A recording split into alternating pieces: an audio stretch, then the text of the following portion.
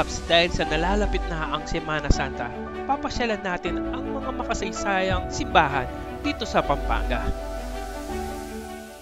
Nangunguna sa ating listahan ang Santa Lucia Parish Church sa Sasmuan, Pampanga.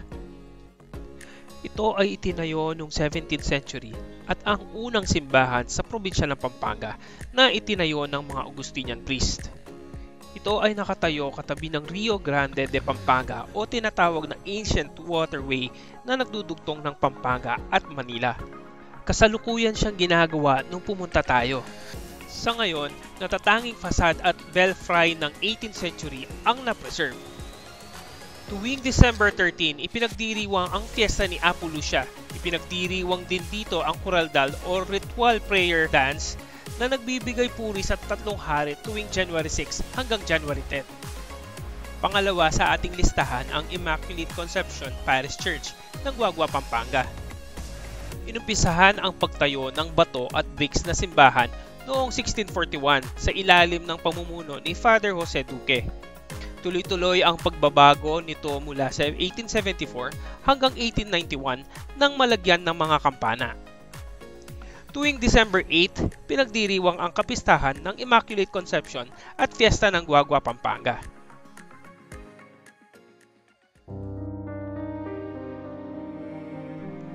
Our Lady of Lourdes Shrine, matatagpuan sa Cabetican, Bacolor, Pampanga. Tinawag itong Sunken Shrine. Pagkatapos ng pagputok ng Mount Pinatubo noong 1991, dito nagtapos ang lahar flow. Nagpatuloy ang pag-agos ng lahar noong 1995. Nagdesisyon ang lokal na gobyerno na i-divert ang lahar palayo sa Angeles City papuntang Bacolor. Ang diversyon ay nagdulot ng baha na ikinalubog ng Bacolor. Ang Cabetican Shrine ay natabunan ng mahigit 3 to 6 meters na kapal na lahar. Ni-restore ang shrine noong 2005 sa tulong ng lokal na gobyerno ng Bacolor. Pangatlo sa ating listahan ang San Guillermo Parish Church. Originally, ito ay tinayo ng mga Augustinian friars noong 1576. Nagiba ito ng malakas na lindol noong 1880 at itinayo muli ni Father Eugenio Alvarez noong 1886. Noong 1995, natabunan ang kalahati ng simbahan dahil sa lahar flow.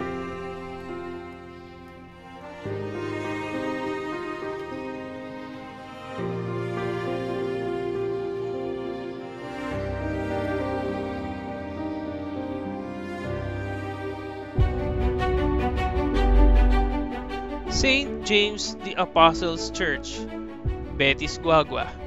Itinayo noong 1660 ng mga Augustinian priest at gawa sa kahoy.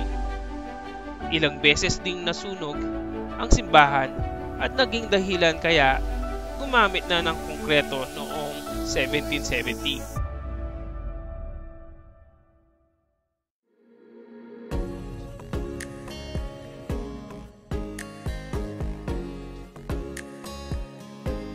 Ang mga paintings or artwork nito ay nagawa noong 1939 sa ilalim ng huling Spanish friar na naging parish priest na si Father Santiago Blanco. At ang pintor na si Macario Ligon ang puminta ng napakagandang siling ng simbahan noong 1970.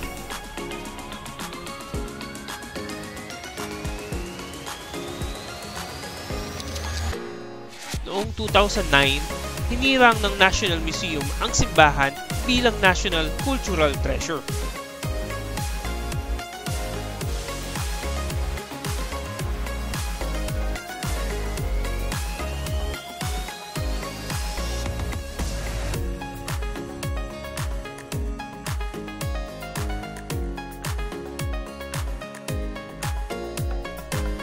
Ang second bamboo organ sa Pilipinas ay matatagpuan din dito. Pinatugtog ito noong 2019 sa Simbang Gabi. Ang unang bamboo organ sa Pilipinas ay matatagpuan sa Las Piñas.